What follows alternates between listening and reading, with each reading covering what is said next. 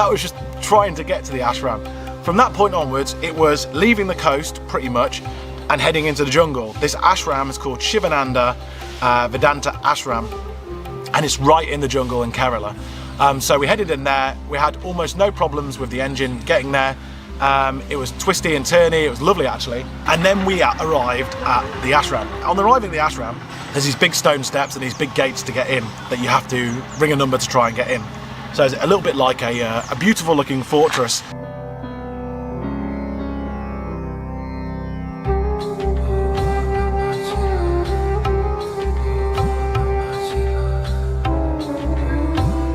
I climbed the steps and there was a security guard through the doors, and he brought all of our luggage in, and he told us that once we're in, we're not allowed to leave again. We brought all our luggage up, and I managed to park the rickshaw nearby, and we were in, and that was it. Doors locked, done. The next time that we would be allowed out was a few days after, 4 days after this.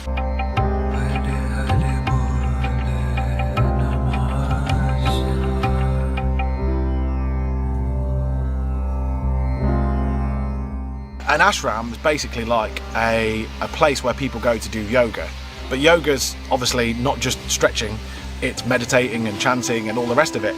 And whilst we're not saying, we don't deny all of that sort of stuff, we're there to have some sort of discipline for us, because we have been working so hard on YouTube for the last 2 years and van life and all the rest of it, that we've not really had like a proper break. So what we wanted was a rigorous schedule that was going to slap us in the face and give us the break that we needed. And we're in India, of course.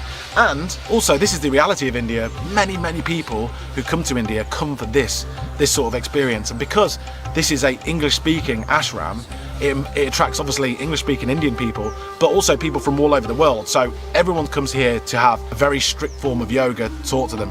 And we thought, what better experience than to come here and do that. It was a little bit marred by the fact that being told that we can't leave again. Two people who hold freedom higher than any currency whatsoever, being told that we can't leave wasn't nice. So when we arrived, we were a little bit sort of disheartened by that. We checked in anyway. It was a really long check-in process, and we were shown to our rooms. We knew it'd be basic, it's an ashram, but also very unclear about what was going to be happening for the whole time that we'd be here, because we wanted to stay for a week. We're locked in anyway, so we've got to stay for a week. Later that evening, we had some food. The food was quite nice, quite basic, in a dinner hall, and you sit in silence having food, or they tell you to sit in silence having food. In fact, a lot of ashram life is in silence. Later that evening, we would learn the schedule, and the schedule for the ashram is the thing that makes it very tough. I've got the schedule here. So this whole schedule for the ashram that we have to abide by. Yesterday we woke up and we was a bit sort of jaded by the fact that we're not allowed to leave for a few days, like literally locked in this ashram. As beautiful as the ashram is, but we've woken up today and realised it's beautiful here. Like, all you can hear is jungle sounds outside, so it's all right. We're going to surrender ourselves to this ashram and everything that it has to offer, as rigorous as the schedule is. Here we go. Anyway, 5:20 wake up call. We've had that. Wake up bell. Sorry. 6 o'clock is satsang in the Shiva hall, which is where we're going now. 7:30 is some sort of herbal tea. 8 o'clock is the first yoga class. It's called a yoga asana, which means asanas are the poses. So it's like what you know as yoga, stretching and stuff, that's what it means. So 8 o'clock, we've got 2 hours of yoga before breakfast, which they're calling brunch, at 10 o'clock. And then there's a meeting, and then you can either have meditation coaching or yoga coaching throughout the middle of the day. And then at 1:30, there's tea and snacks. At 2 o'clock, there's a lecture. At 3:30, there's another yoga class that goes on for quite a long time, actually. That's quite a long one. But it's more gentle. I don't know what that means, whether this morning one's going to be pretty tough. Then 6 o'clock, there's dinner. And then 6:30, there's temple chanting. 8 o'clock, there's satsang again. And then after that, it's silence in bed. Well, you can imagine what we were like after a whole day of that. Janine, pretty much, I could see it's written all over her face, and the things that she was saying was inching more towards leaving than staying after the first full day. And I didn't have to convince her, but I was sort of saying to her, this is the break that we need. If she didn't Janine spends all of her time editing the YouTube videos. We do a lot of filming and a lot of editing, and even though it's her passion in life, editing the videos, we need a break. We've had 2 years of doing this YouTube thing, and we need the break. And so I said to her, and you know, we don't live with our parents. We've not lived with our parents for 15 years or something like that. We don't have anyone around to tell us. We don't have bosses or anything like that. So we sort of needed, I felt like we needed something very strict to sort of help us take a break, and for us to grow a little bit and to challenge ourselves. And we're out to India to challenge ourselves and to grow, as you know, and have an adventure and have an experience. This place was going to be very, very high up on the whole amount of experiences we're going to be having. It's very, very intense. So I sort of said to Janine, just surrender yourself to it. It'll be all right, and wake up tomorrow and see how you feel. Anyway, woke up tomorrow, the next day, 5 o'clock in the morning, ding, ding, ding, ding, ding, ding, ding.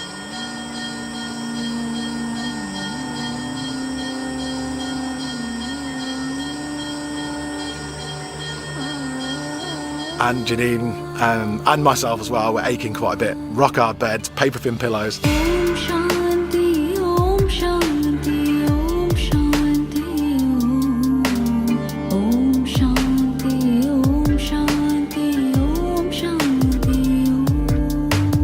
And off we go again, chanting, hour and a half, yoga class, 2 hours, food, yoga class, 1 hour, lecture, yoga class, 2 hours, chanting, karma yoga. I think the thing is, the second full day we have, which is pretty much the third day, we were so tired from and aching from all of the yoga that we didn't really have time to think, do I want to stay or do I want to leave?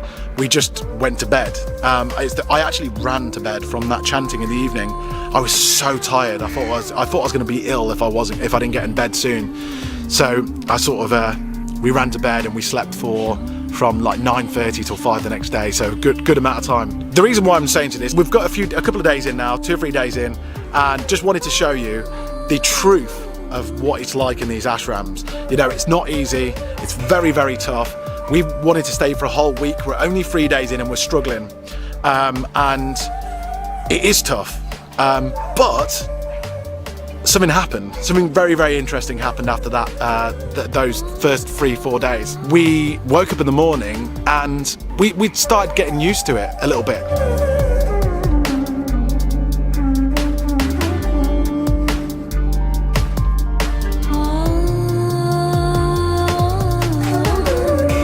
Some beautiful, wonderful people were at this ashram from all walks of life, from all different age groups. There wasn't just young people, there were like all the way up to like, I think there was a 70-year-old there. Really amazing. Oh, and there were some really old babas there, you know, who were actually, you know, traveling yogis who wander around India, you know, staying at the ashram because it's an ashram and they can stay. We woke up on the day after that and we actually looked forward to going to the morning chanting and meditation thing, and looked forward, bizarrely, to the first yoga class, whereas the day before, dreaded it a little bit because we were aching so much. So it was getting a little bit sort of mentally, physically, and I would assume spiritually, but given the fact that we were looking forward to the chanting, stronger. And those lectures that we're having an hour lecture per day about what was happening through it. There was lectures throughout the day, lots of teachings about the reason why you're doing certain things and the science behind it. There was science that was behind everything.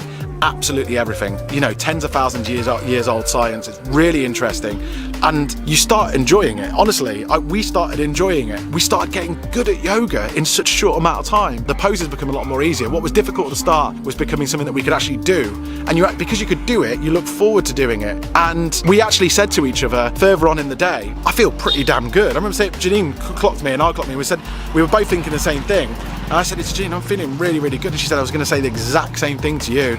Like really, really, really feeling it. I don't know what it is. I know now the whole thing's constructed in a certain way so that you are physically, mentally and spiritually healthy and whole, and everyone walking around the ashram is feeling the same thing. There's a few people dropping out at the start. You can see people going home and they're leaving messages and saying, I'm leaving because it's so difficult or the food's so bland or whatever. But the rest of us who sticking it out, if you get past that initial hurdle, started enjoying it. The next morning they didn't do the satsang. They decided to have the satsang, which is the chanting, by a nearby lake, which was absolutely beautiful. So it was a silent meditation walk towards this lake, and then arrived there and there was this chanting. The chanting is like singing. a bit like Hare Krishna style, singing all the God's names, and then a silent walk back, and it was just so beautiful. Like, the place we were in was so beautiful. All you could hear is jungle noises. Exceptional, honestly. And I think all of these things have a way of changing you, and everyone's on a journey together, so you're meeting new people and reflecting on what's happening, and we're getting a proper break. You know, we've not posted on social media for ages. We've really taken it in and taken it, you know, by the horns.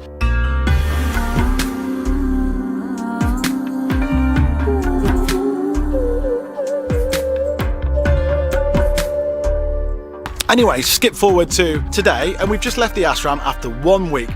We completed 1 week at the ashram, the one that we were going to be leaving on after the very first full day, because it was so bloody difficult, and because they trapped us inside and they took away our freedom. There's a reason behind everything. There's a reason why our freedom was taken away from us. As someone quite rightly pointed out, who was staying there for quite a while and had been staying there for quite a while, what do you need outside the gates of here for the next week? And I was like, nothing. We just surrendered ourselves to it, and I'm so glad that we did. I'm so glad that we stuck it out, because we've walked out of there with, honestly, you can go on holiday and you can have a few beers on the beach and all the rest of it. You can go on a yoga retreat, have a few beers on the beach and do a few yoga classes, and you can go back to England and you can go, well, I had a nice time, nice memories, saw some sunsets, you know, did a bit of yoga on the beach and what have you. And it's good and everything, and memories are so important, so much more important than collecting than possessions. I really understand that. But when you can have memories as well as changing yourself for the better in that process, then it's so much more worthwhile, even though it feels like a military camp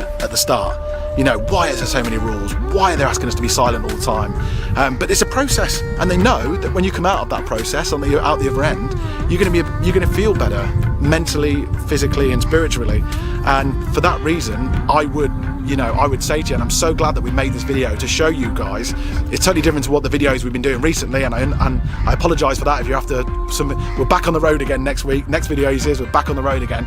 But we just wanted to show you the reality of what it's like in these ashrams, and an honest perspective of it from two people who are not religious or anything like that. We weren't really yogis before going in there.